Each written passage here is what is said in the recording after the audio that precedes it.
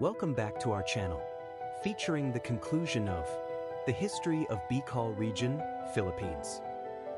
When Bicol fell, 1942, the surrender and occupation, Bataan, Corregidor, Bicol.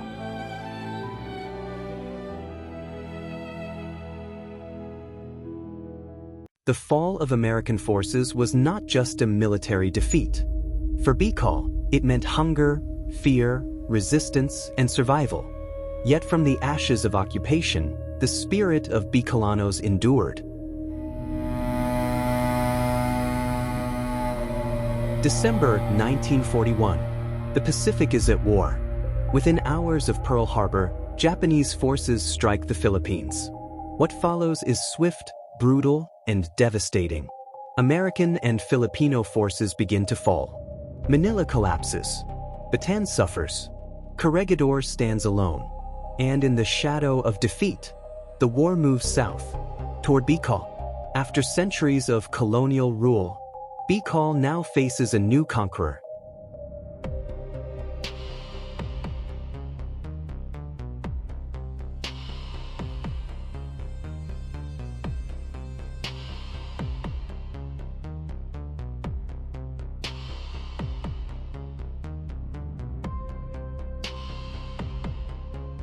On December 12, 1941 was one in a series of advanced landings made by Imperial Japanese forces as first step in their invasion of the Philippines.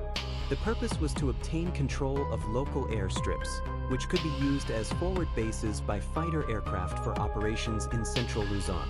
Control of Legazpi was an important point in the Japanese strategy. It would also give them control of San Bernardino Strait between the islands of Luzon and Samar, which would prevent the Americans from bringing the reinforcements from the south. The first invasion was at Bataan Island on December 8, 1941. This was followed by Vigan, Apari, Legazpi, Davao, and Jolo Island over the next days. When Japan invaded the Philippines on December 8, 1941, the country was still under American control. Filipino and American soldiers fought side by side under General Douglas MacArthur. But the Japanese Imperial Army was prepared, fast, and relentless. By January 1942, Manila was declared an open city. By April, Bataan fell. In May, Corregidor surrendered. The defeat of American forces meant one thing: the Philippines was now under Japanese control, and Bicol was no longer protected. Japanese forces move into Bicol. Even early in the war, Legazpi was already a target. It had an airfield and a strategic port, perfect for military operations. Japanese troops landed in southern Luzon and quickly secured key towns across Albay, Camarines Sur, Camarines Norte, Masbate, Catanduanes, and Sorsogon. The once peaceful towns of Bicol saw soldiers marching through plazas, Japanese flags raised in municipal halls, military checkpoints on roads, curfews imposed at night. Schools were monitored. Government officials were replaced or forced to cooperate. The occupation brought fear and hardship and economic collapse. The bombing of Legazpi, Albay. Legazpi was bombed early in the war because of its airfield.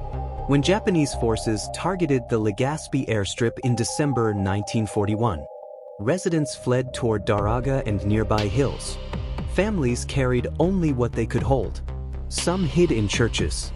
Others slept in rice field to avoid air raids.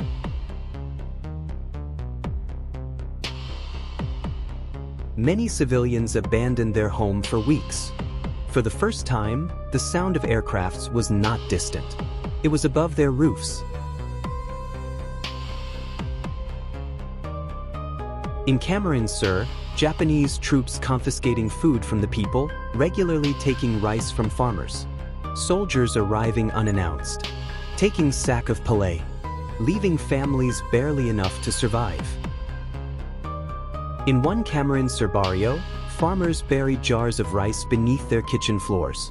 At night, mothers would quietly dig them up, careful not to let the sound of metal hit the earth.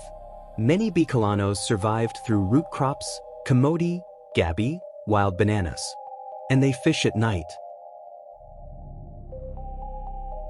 The Japanese issued and printed money, and later on, called Mickey Mouse money. And the Philippine peso became worthless. A sack of rice cost 1,000 Japanese pesos. People carried money in baskets. Savings become useless. One elderly resident recalled, "You needed a bayong basket full of money to buy a little rice." This detail is widely documented throughout Luzon, including Bicol. Albay and Sorsogon feared the Kempeitai, the military police of the Japanese forces. They hunted suspected guerrillas. They do public interrogations and torture, as well as executions of suspected collaborators with resistance. In Sorsogon, men were taken for questioning and sometimes never returned. Families waited for days, hoping footsteps at night meant their father was coming home. Even suspicion alone could be deadly. Guerrilla resistance formed in mountains of Bicol. Local fighters are used at the slopes of Mayon, Ihaisarog, remote forests in Sorsogon and Camarines. Civilians supported them secretly. Young boys served as messengers, pretending to herd goats while carrying handwritten notes, hidden inside bamboo tubes. This method of communication was commonly used in Luzon resistance groups.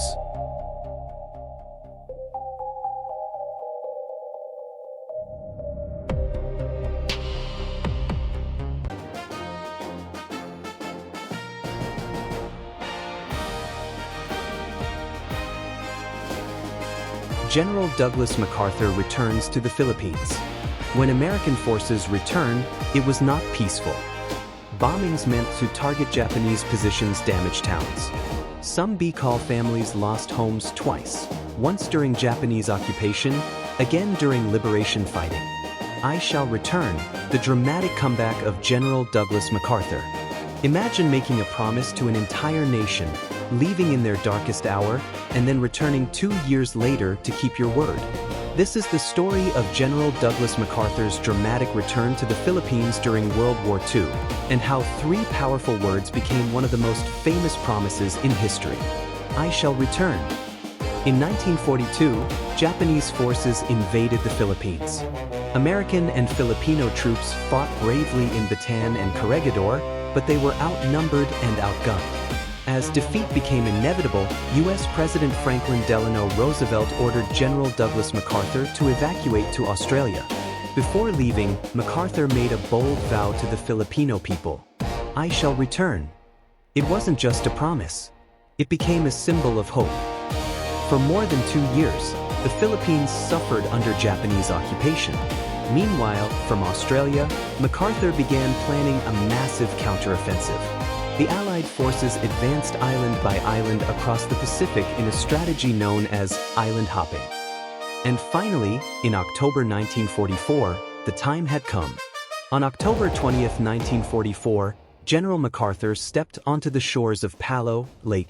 Wading through the water alongside Philippine President Sergio Osmeña and Allied troops, he fulfilled his promise. Soon after landing, he addressed the Filipino people by radio. People of the Philippines, I have returned. By the grace of Almighty God, our forces stand again on Philippine soil. For many Filipinos, those words meant liberation was finally near. But the return was only the beginning.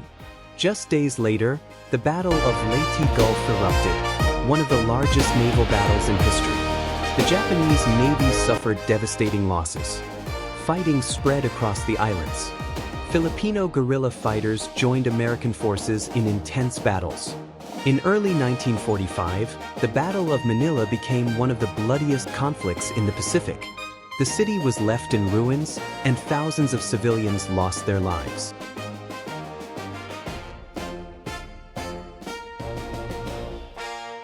By mid-1945, the Philippines was finally liberated. MacArthur's return was more than a military victory. It restored hope to a nation. It showed the power of keeping a promise. And it marked the beginning of the end of Japanese occupation in the Philippines. In 1946, the Philippines would gain full independence. History remembers leaders for many reasons, but few are remembered for a promise kept. If you enjoyed this historical deep dive, don't forget to like, subscribe, and comment below with the next moment in history you'd like us to cover. Until next time, keep exploring the past.